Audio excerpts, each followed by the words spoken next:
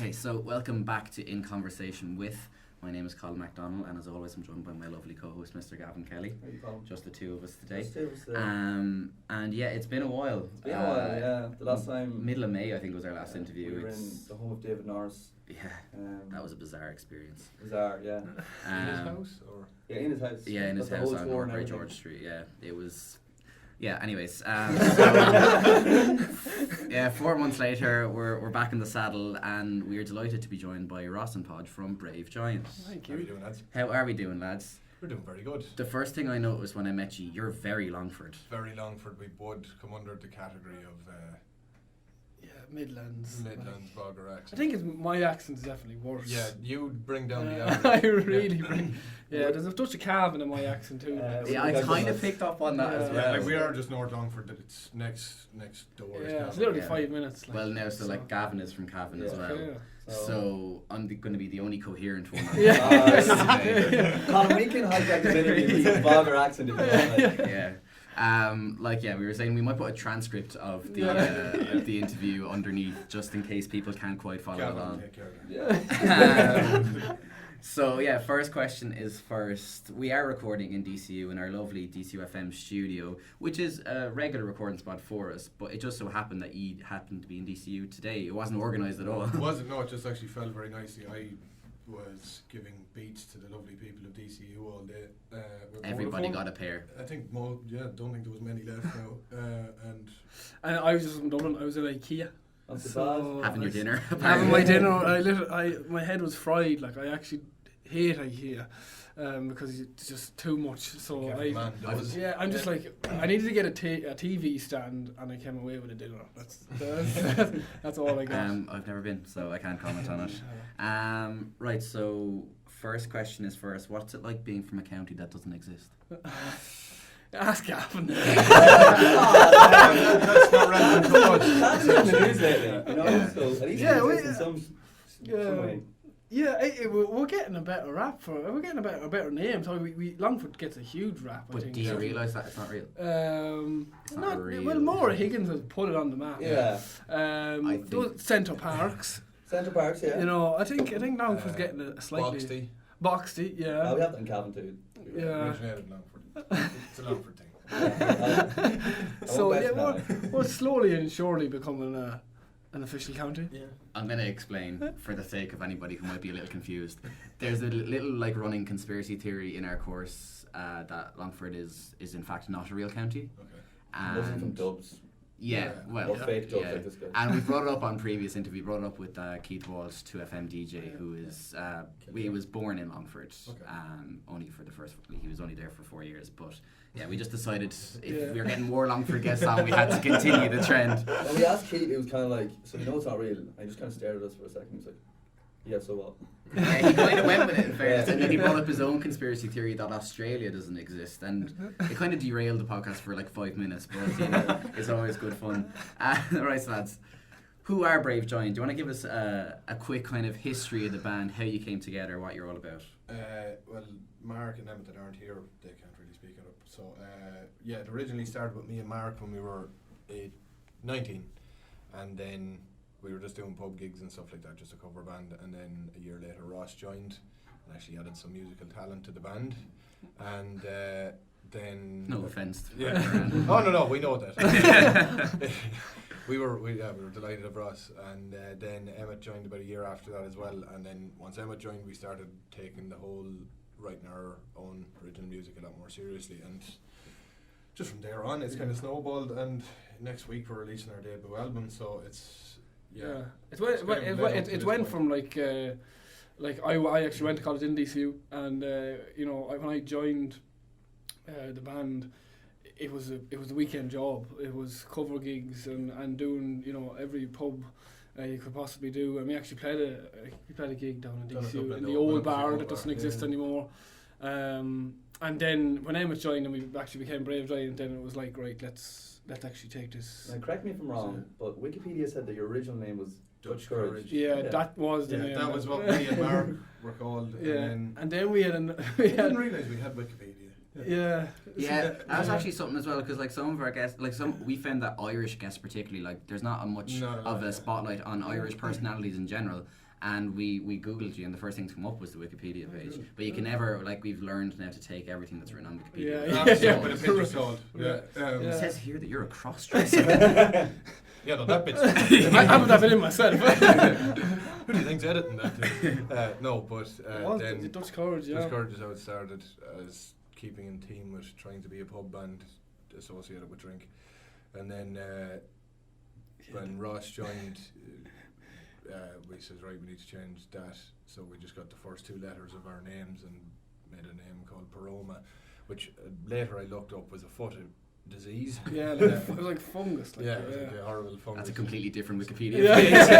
yeah. Yeah, that's the darker side of Yeah. Wikipedia, yeah. But And then we decided we needed to change we their could name change it again. fucking- No, nobody could understand. No one it. understood, yeah, you could pronounce it Paroma.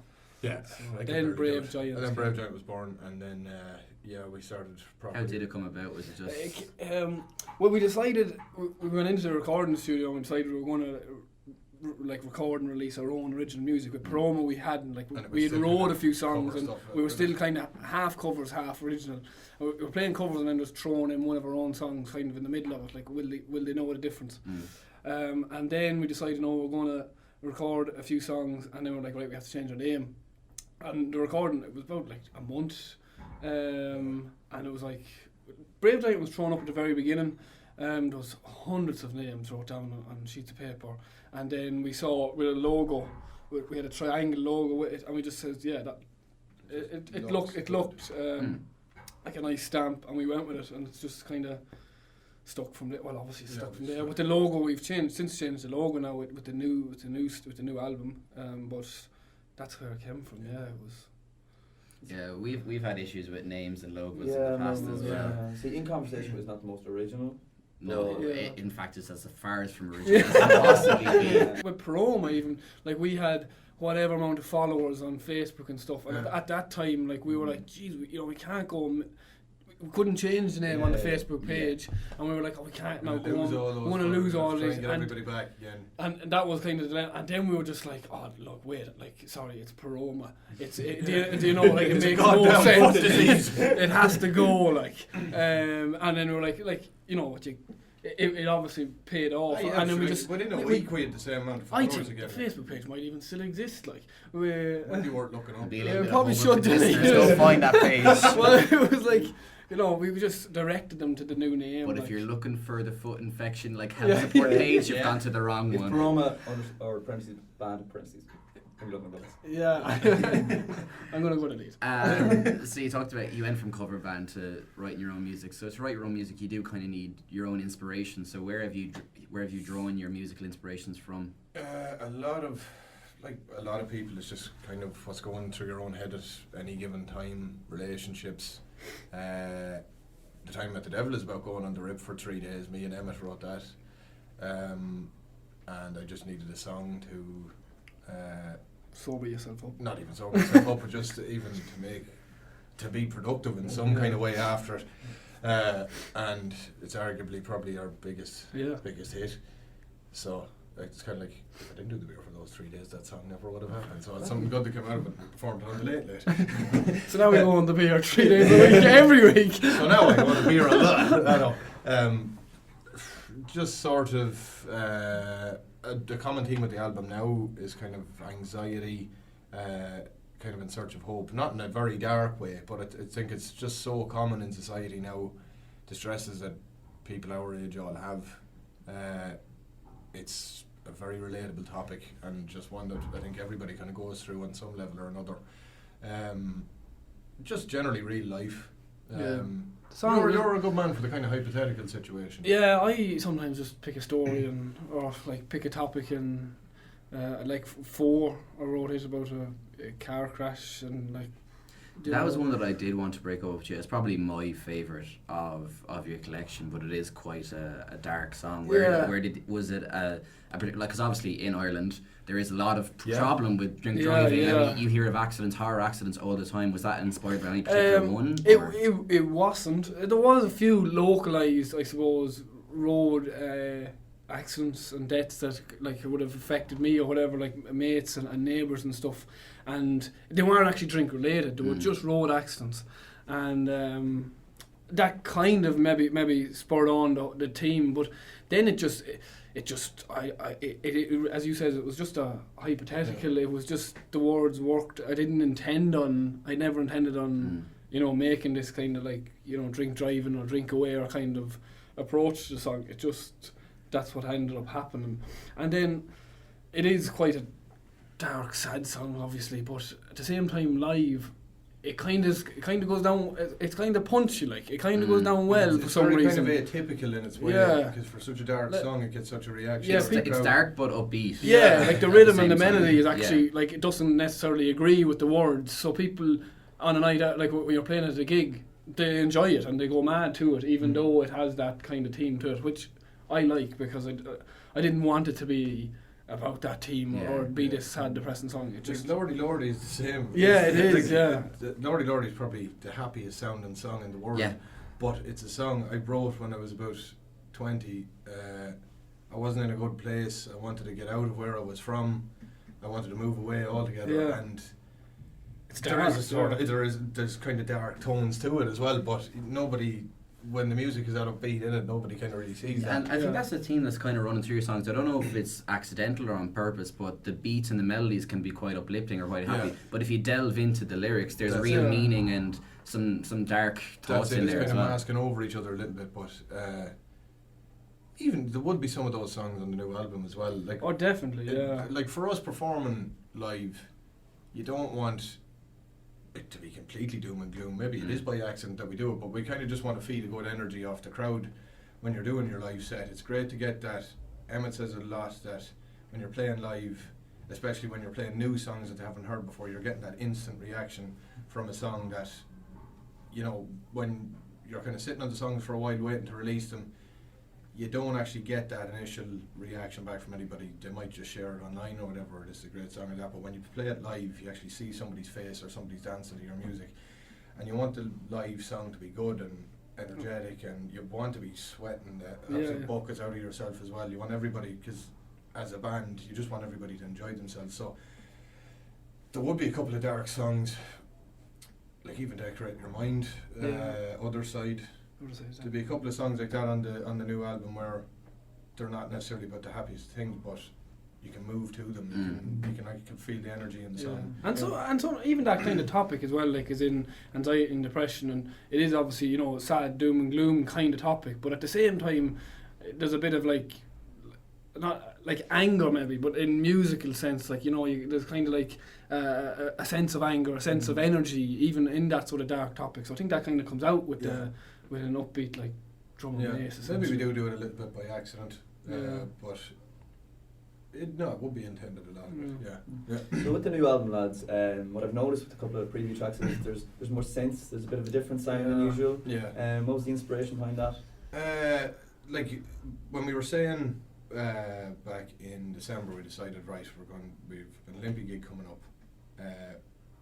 We want to finally just get around to doing the debut album, and like we had so many songs that we'd recorded over probably 3 years that over the time, from say Lordy Lordy to Someone, those songs all sounded completely different as we were kind of evolving. And like when we went into the studio first, we were so naive and so green around the ears with it that Jesus, to just even be recording was great. But as we've kind of matured with it, we know exactly what our capabilities are as musicians, and we felt all those songs that we had recorded were, if you put them on an album, you wouldn't be able to define it as one band.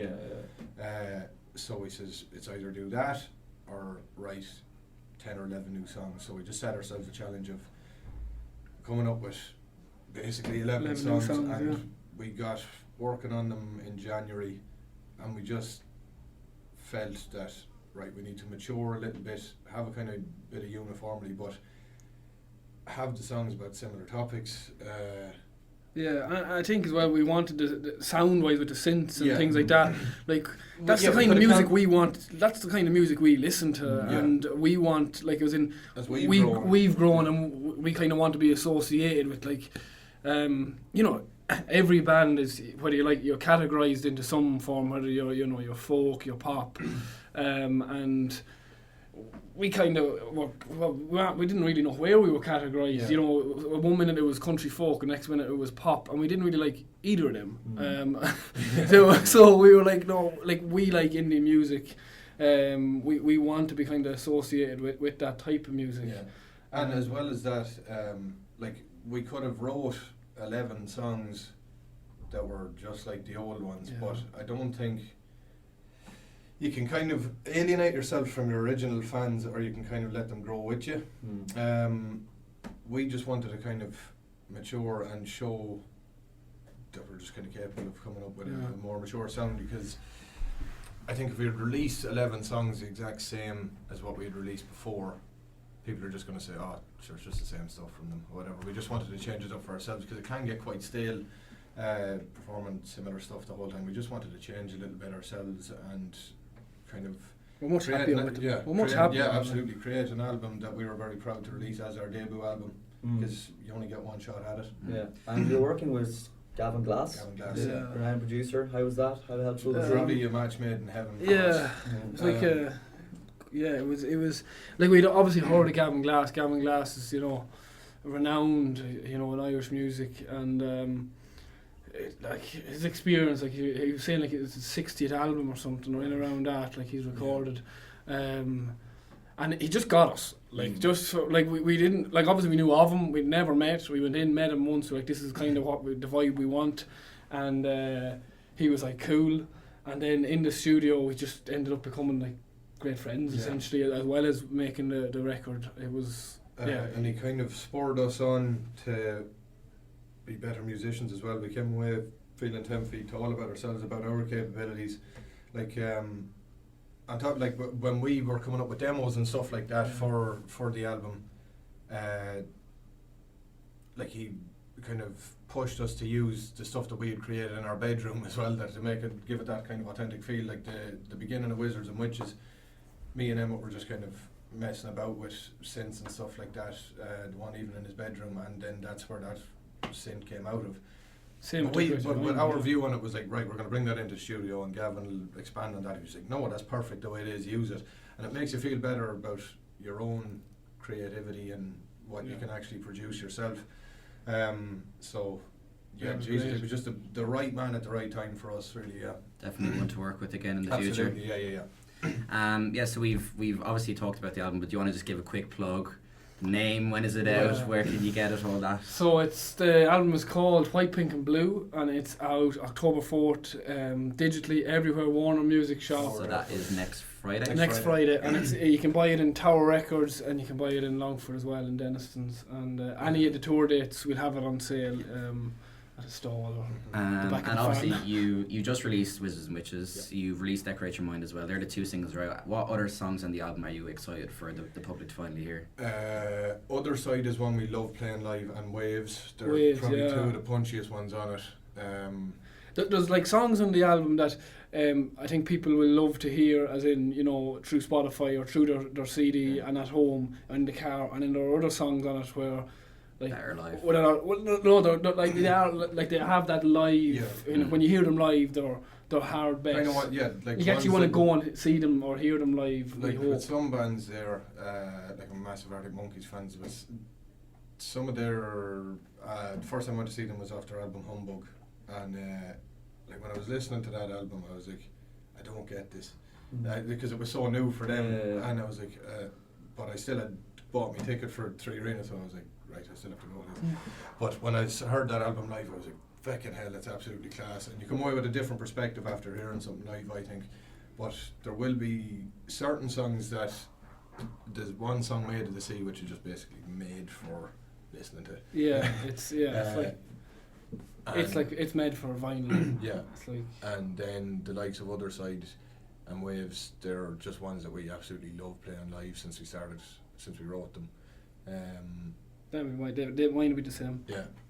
Yeah. And so you also just mentioned the tour there. So you're going on a countrywide tour. You're hitting a good few spots. It's fairly intense, all the way up to the Up to Olympia, the big one. It's Yeah, literally every weekend from It's from from next weekend onwards, essentially. Yeah, 'Cause, like so- we're appearing in Tower Records on Saturday. Saturday after the album comes out. Then Limerick, October 11th, Galway October 12th, Cork 17th, Kerry the 18th, Sligo the 19th, Belfast 26th, Mullingar the 27th, Kilkenny the 1st and 3rd of November, and then Olympia. Jeez, your tour manager must love you. I've said it that many times. And you're starting in the hometown, aren't you? We're starting it. We sold out launch. We sold out launch in the backstage. So like, we could not start in Longford. That's where it all started, and that's we actually played the backstage 4 years ago, probably as Paroma.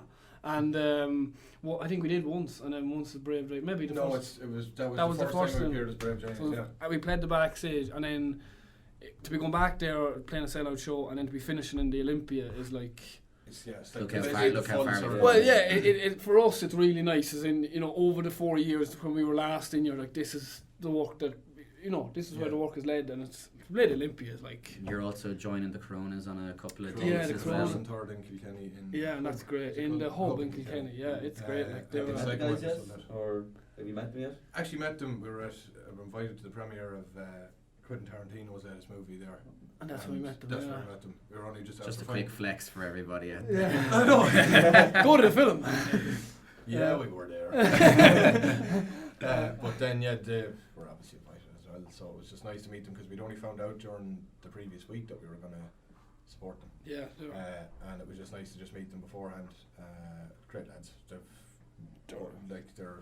household. They're one of the bands in Ireland. Lads, you've played some great venues, some great stages over the years. Like you've played Electric Picnic, you played Main Stage, Longitude, C Sessions. You've done the 3 Arena for the 2FM Ball. You've done the Olympia before as well.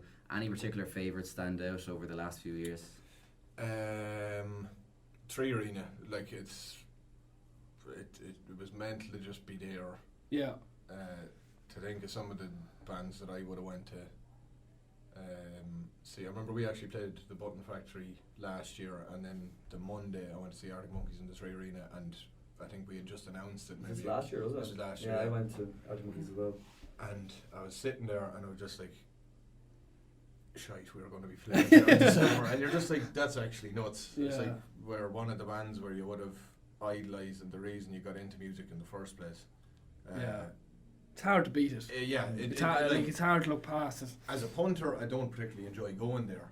I just think it's always better. I love going to see bands in the Olympia. I just think it always just sounds better, and it's more intimate. More intimate, definitely. And you kind of just feel the energy from a band when you're playing there. I'd say you're asking me that question now, but I'd say I'll have a different answer for you after we play the Olympia. Exactly. Yeah. And there's also a big difference between playing, kind of a lineup rather than your own dedicated show. That's exactly like saying like the festivals are. It's so hard to pick a favourite festival. They're all just great. I'd say probably Longitude was my favourite one out of all the festivals. Electric Picnic. We had Electric Picnic. We played 2 gigs. One day, this was last year. We played one at it was like a Rising Irish Music one in the middle of the day on the Sunday, and we weren't playing for maybe like 5 or 6 hours in the minefield area, so we had time to wait. I think we all know here. So we went we were steaming going down to minefield, but it actually was one of the best gigs we've ever done. It was like I was we think that like but it was though, like I felt definitely that bit louder, and like where we were doing the second gig was a written. It was a spoken word. It was a minefield. So that's in where all the podcasting and stuff. Yeah. And so they were all sitting down on benches, and then you come out and we go, we don't do sit down. and everybody just went, yeah. by the end of it, there was people on the stage with us, just jumping up and down. Just went absolutely mental. So it's up there, even though it shouldn't be. Yeah, I don't think you can really beat the buzz at a festival. No, everybody's very much on the same page. The spontaneity, like we couldn't have planned that out. That we were going to get probably as drunk as we were. No, but we certainly hadn't planned it. There you go. For next time, you have to get exactly what you're trying to get. Well, I've gone too far. Yeah, but like I love those kind of. Just really tight ones as well though. Like I know we did them for years and I kind of got sick of them in pubs because a lot of pubs that we would have played in they're not music venues. They're just you're put into a corner. You're back in music, like. Yeah, but especially the likes of Electric Picnic when there is such a buzz around the place and everybody was. don't even know who we were clashing with. Who was it? I don't know. We were clashing with ourselves. It was 4 individual performances. But yeah, like festival season is always just hilarious anyway. But to think that everybody, you're right, what you say, when kind of line-up gigs are completely different to your own. Yeah, your Everybody's own show. coming to see you, especially in the likes of the Olympia or Whelan's, even those gigs were Whelan's, great. brilliant. That's the common theme that we've gotten with musical guests. Like we've had Tebby Rex and we've had Wild Youth on. They've both said that your own gig Yeah. is the best. Like I said to them, what a festival can be great for is that somebody will be walking across That's it. your Yeah. stage who might not have ever heard of you Yeah. and instantly become a fan, because that's what happened with me and you guys and Wild Youth. Like I had never heard of the Tui before going to Electric Picnic. I happened upon you and became. You were up on stage or something.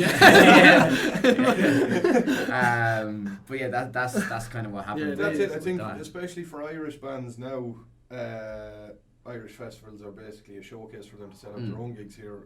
You look at the likes of Versatile. Yeah, like King Kong yeah. Company. Irish acts are now outshining many of Absolutely, the international acts 100%. that turn up. Yeah. Yeah, like King Kong Company, their Sunday Mass 2 years ago was absolutely probably This year, yeah, probably. this year was probably. This was I crazy. wasn't at it myself, but I remember 2 years ago it was just mental. And then as soon as you came away from that festival, you're like, right, where are they on tour Yep. next? And you could go to a couple of gigs there. I don't remember seeing any crowd like I did at Versatile last year. Oh, it was ridiculous. Absolutely I was in the unbelievable. middle of it by myself. I got isolated from my friends, Yeah. and I was getting pushed. It was It was insane. absolutely Like insane. everybody inside the electric arena. I don't know what its capacity was. There were people like flooding outside of Yeah. it. Yeah. Especially like they're a perfect example of a band in Ireland, and I think there's so many great cases of it that necessarily don't get any Irish play whatsoever, but have a savage underground following. Considering some of their Well, I know, context. yeah, but Well, yeah, no, I get what I'm like trying to I say, think they're not necessarily the more mainstream stuff. It just goes to show you how good Irish music is now at the minute. With Yeah, well, I That- suppose Yeah, that's a keeps you question. on your I wanted toes to- as well. yeah, Yeah. absolutely.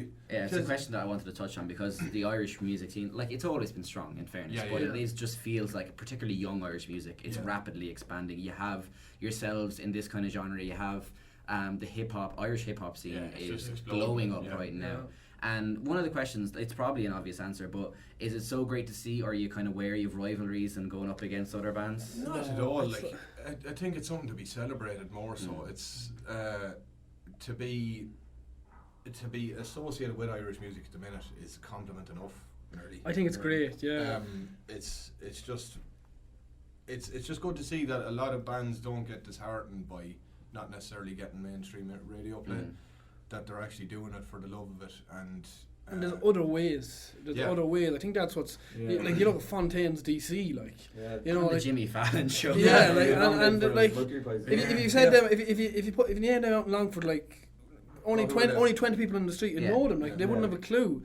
And like I think that's great to see for any upcoming band or anything. It's like there are other ways than just getting on your radios or whatever. In That's Ireland. another thing. Are you looking abroad for gigs now? Are you wanting to tap into the international market? yeah, like Is there a particular big fan base in Uh, some we've- random we- obscure country for Brave Giant? America, like we played the Milwaukee Irish Festival, and I think if you actually look it up, I think it's one of the biggest, In- top 5 biggest festivals Yeah. as regards people that go to it. Yeah. I think there's nearly 200,000 people go to it over the course of a weekend. And it was mental. Yeah, like we could gain Yeah. a massive following over in America from it. We went to we done 3 headline shows in London as well, and they Yeah. all went on great. And then when So- you look at your Spotify Yeah. figures about Mm. where you're listening the most, Chinese Taipei is one of them. Yeah. Yeah, this is what I'm talking about. Like, Yeah. things to do- like we can actually tell, like, through the software that we use to upload the podcast, we Yeah. can show listenership. And there's like a 2% listenership in Japan. And you're thinking, like, how does an Irish podcast interview Irish people make it all the way to Japan? It's just ridiculous. Yeah, but like that Spotify for Artists app that we use, it's deadly to see. You're like, Jesus, do we actually? Yeah. And it's consistent listenership there. Yeah. Like it's like if we were to go there, you'd wonder would people actually know who we were. Like my uncle is in a trad band called Lunasa as well, and he said they went to Japan once on tour, and there was people waiting for them at the airport, and it's like, he said, if you came back to the airport, here people would fucking stick the I two fingers up at you. I was listening to Johnny's podcast this week just gone, and they were talking about trad music, and they were saying that there are people here in this country whose day jobs are farmers and, you know, nurses or whatever. They go over to a weekend to a trad music festival in America, and they're superstars. Like, people Yeah. are asking for autographs, getting photos. They're Yeah, like thousands of people showing up to their gigs. Yeah, like even with Milwaukee. Milwaukee, it was the yeah, same. it was. There was such a demand, like. That's it. Yeah. And like, sure, we went over completely stupid. But We didn't bring any merchandise or anything. No. We thought, like, what would we be bringing it over for? Sure, Yeah. it's just going to cost more to bring it. And then you seen lads, all the other bands, absolutely cleaning up, selling stuff. Yeah. Right, next time we're here, we bring them, yeah. Well, I think, but yeah, I obviously started in a trad. That's how I started music. I've obviously since completely went away from it. But like, trad is great. Like, Yeah. like there are trad bands out there, like, and the likes of the Gloam and their Lunas, and like they're absolutely they're so talented and brilliant. Like, so that it only makes sense that they're getting the because they're not getting it here. Like, so it makes complete. Yeah, because like they're so talented. Like, I went to the Gloam in the National Concert Hall so many times and constantly blown away just at how talented they are. Like, obviously it's not everyone's cup of tea, but you can't begrudge music, their talent. Like, if you appreciate in there. music, you appreciate them. Yeah. Well, speaking of listening to music, lads, what do you listen to when you're on the road or by yourselves before playing? Big favourites, the four of us have Folds at the minute. Folds. I Love see them Folds. there I in seen them in Trinity there. Yeah. so was that Yeah, absolutely We we all nuts. went to And band I night was out. watching them at Glastonbury. You're going to become a fucking member of this. Yeah. You're from Cavan and you have the exact same music taste as well. You Yeah. fit in Yeah. seamlessly. I remember just watching them at Glastonbury the weekend before, and I was like, Yeah. I can't wait for that gig now. I think they're just mesmeric. You were hardly in the mosh pits, huh? No, No. not that close. I watch from afar. I'm getting too old for watching. He's a career to look after. I gotta mind these. But then Tame Impala, I love. The National. National. Who else we listen to? Cracking Laboom, Talos, another Irish act. We listen to a bit of everything, don't we? Really, Yeah. like there's no real ABBA. ABBA. We You love see, I think ABBA. it's hard, particularly in the age of Spotify, to not listen to a bit of everything because Yeah. everything is so Everyone's got available. library Yeah. nowadays. Like before, you like have to physically go buy a CD. You're Those choosing. You're genre making wars. sure. Yeah. You're making sure you know what you like Right. because you have to go out and spend money. Whereas in the age of Spotify, everything is available in a few Yeah. clicks, so everybody has such an eclectic mix of Yeah. music they'll Yeah. taste. I kind of miss those days as well when you kind of. Oh yeah, go on, Why? show your age. Oh, I said no, but like it's. I remember. I know they're not that really good anymore, but I remember seeing Razorlight on the Parkinson show. Yeah, I saw them at EP. Just gone. Still some good- they had Yeah. some bangers. Oh, like so, yeah, they're like their first few. Yeah. Brilliant. But I remember seeing them on Parkinson, and then my brother went in and bought the Razorlight album. And then you'd be just waiting for him to come back to listen to them, Yeah. and then you just listen to the album completely, like Arctic Monkeys' first album. Yeah, I like remember Ori, all yeah. the hype over that when all you were going on was hearsay. You couldn't just check Yeah. out a band on Spotify or YouTube or anything at the time. You had to go and buy an album. So, do you think now, as musical artist yourself, the appreciation of music has gone down? That you don't have that sense of anticipation, or is it still like? I mean, like I know for myself, like I'd still be waiting up until midnight for the album to come out on Yeah. Spotify and then listening to it. I So, do you think definitely it's do just that, transferred yeah. into a new age? Yeah, I think It's changed. Yeah. It's not. I don't think the appreciation has dropped. I just No. think the level of access you had. I think you're maybe to a little extent less appreciative of what the artist is actually creating because you have so much of it to hand, whereas before you literally had to. I think that's the sit down. difference, I though. think And that's really, just like the difference was you were doing tours to sell your albums, No, whereas now you're making an albums album to to sell try and it. get people to tours. Yeah. And that's because the music is just it's there, it's at the fingertips. Yeah, it's definitely it's a fans market. It's the level a band has to go to now to try and survive. I think it's hurt bands more than it does fans. I think just now the fans have it at fingertips.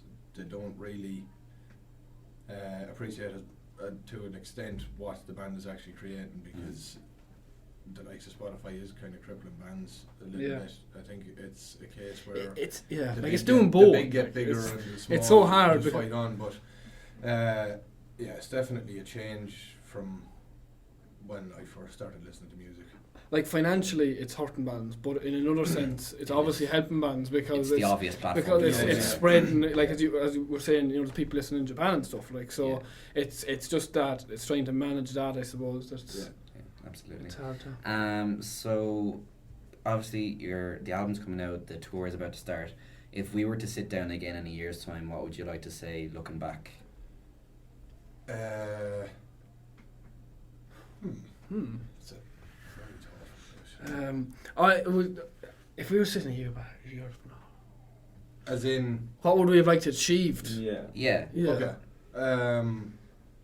The Olympia goes well. It goes well. For me, it would be like dipping our toes in the UK, EU, Yeah. and the States, definitely. Whether that be our own little, you know, tour, few little venues, or I would love to sit down here next year and say we've played X, Y, and Z festivals in Holland and the States or wherever, like 4 or 5 of these festivals. That would be live, from a live perspective. I would also like to have another EP/album that we will be promoting this time next year or before it.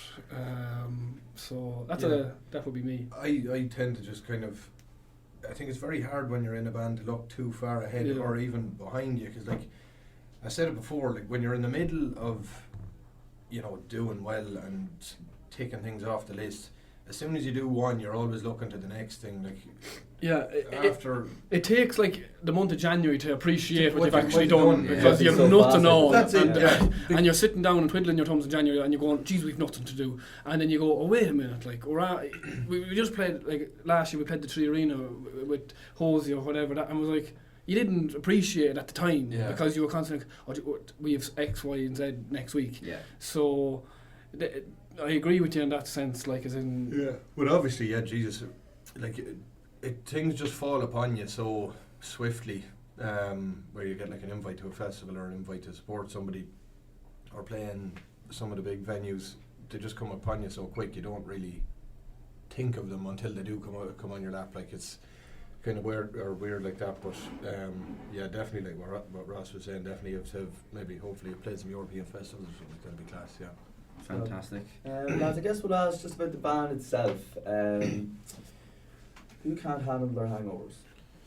I kind of struggled through it. Mark would be the worst. yeah, he's not here. We'll say him. He kind of I think goes into a bit of state of shock. yeah. We all do now. Well, it really depends, obviously, but we're all of us have had bad days. Yeah. Yeah. Jesus Christ, yeah, I've had some bad ones. Yeah. You want to talk about it? You There look was like you're having that. PTSD There was, over there. there was worse than that. The flashbacks. It doesn't. I couldn't pick one and completely take that title. We all have to kind of just take a bit of it. Right. The Tuesday in New York, that's all I'll say. Yeah. That was the worst. Who's the worst dressed? That's again another hard one. I wouldn't say the worst dress. Emmett wears. Consistent, just black all He the wears time. black 24/7, and that's it. And I wouldn't call that the worst dress. But there's no sense but of there's- adventure there. Like. But he might. He might wear a different form. So I wouldn't say the worst dress because it suits him, and Yeah. you know. Ah, But sure. he's definitely the most consistently in what he wears. They're all from Longford, so how good Yeah. can they Sorry, I need to stop shitting on Longford. We're going to get a big backlash from it. He's the only one that doesn't wear flare jeans. Good cut cheese. And yeah. Anyways, how do you unwind away from the music? FIFA. FIFA, big Who's the fan, best yeah. at FIFA? That's me. You can't even argue that. The proof is there on PlayStation. Yeah, it's 17 it's wins Pods. against 4. I've been It's back Pods. 4 times in the past 2 weeks. Yeah. Come on. Very serious at FIFA competitions. Myself and Emma are close though. Yeah. We're getting there. Mark, Needs more he's struggling. He's struggling. But FIFA, and else we do. Pints. Yeah, Feeling to pints. go. Always a good way to relax, Actually, yeah. once we're heading to Amsterdam now after the tour is finished and For a little holiday. for a little holiday with ourselves. We all do different things, like, you know, like the Mark and Emmett are kind of into the gym and would stuff. the off time be spent away from each other, or do you all still hang out? Well, we all have Bit- girlfriends as well. Yeah, So. it's a bit of both. Like if you're going out on a night, like it's we're still together, even you know, even if Yeah. it's not. But sometimes it Oh, depends. yeah, on would we like sure? Yeah. Like we all live 5 minutes. We all went to secondary school together, We like, know each so- other our whole lives, so we'd all be we're sick of very each good other. friends. Like we see too much of each other, if anything, Yeah. like. But yeah, like downtime. FIFA and pints. It's a good Sounds good. combination. Lads, it's been a great pleasure to Thank talk to you. Thank you, Colin. The album comes out next Friday, and tickets are on Ticketmaster, I assume. Ticketmaster. BraveGiant.ie. Yeah. Yeah. If you're in Ireland, Official.ie, sorry. if you're in Ireland and listening to this, they're definitely coming to some arena or a place near you. So go check them out. Massive thank you to Brave Giant for coming on the Thank you. podcast today. Thanks a million. We'll talk to you very soon.